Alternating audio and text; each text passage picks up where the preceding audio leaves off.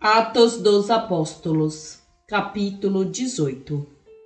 Estada de 1 ano e meio em Corinto.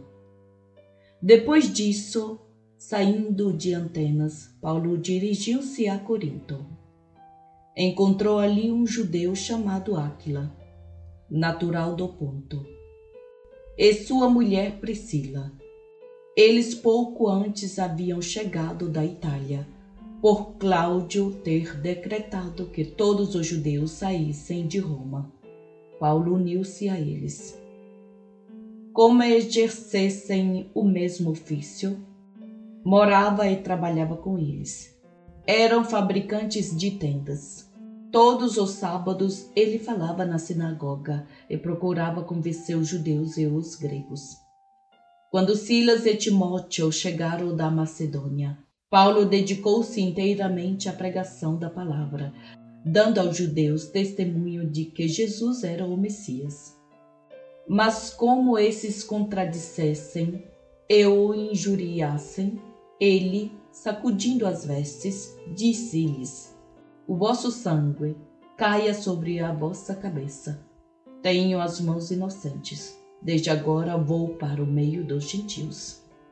Saindo dali, entrou em casa de um prosélito, chamado Tício Justo, cuja casa era contígua à sinagoga. Entretanto, Crispo, o chefe da sinagoga, acreditou no Senhor com todos os da sua casa. Sabendo disso, muitos dos coríntios, ouvintes de Paulo, acreditaram e foram batizados.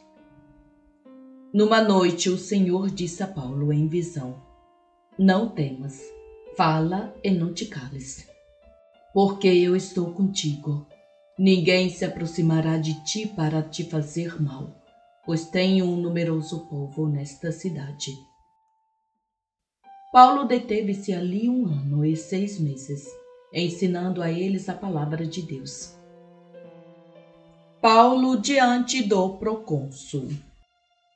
Sendo Galião procônsul da Acaia, levantaram-se os judeus de comum acordo contra Paulo e levantaram-no ao tribunal e disseram: Este homem persuade os ouvintes a adorar um culto contrário à lei. Paulo ia falar, mas Galião disse aos judeus: Se fosse na realidade uma injustiça ou verdadeiro crime, seria razoável que vos atendesse. Mas se são questões de doutrina, de nomes e da vossa lei, isso é lá convosco. Não quero ser juiz dessas coisas. E mandou-o sair do tribunal. Então todos pegaram em Sóstenes, chefe da sinagoga, e o espancaram diante do tribunal, sem que Galião fizesse caso algum disso.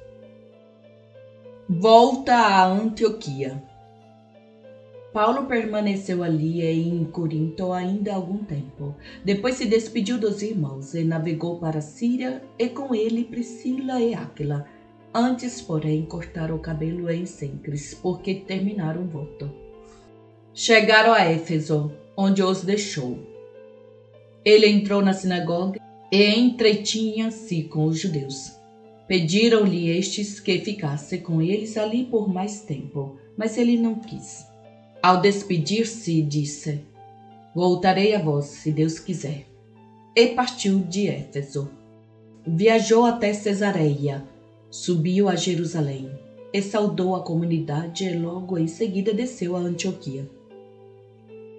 Parte para a 3ª missão. Aí se demorou apenas por algum tempo. Partiu de novo e atravessou sucessivamente as regiões da Galácia e da Frígia, fortalecendo todos os discípulos. Atividade de Apolo em Éfeso.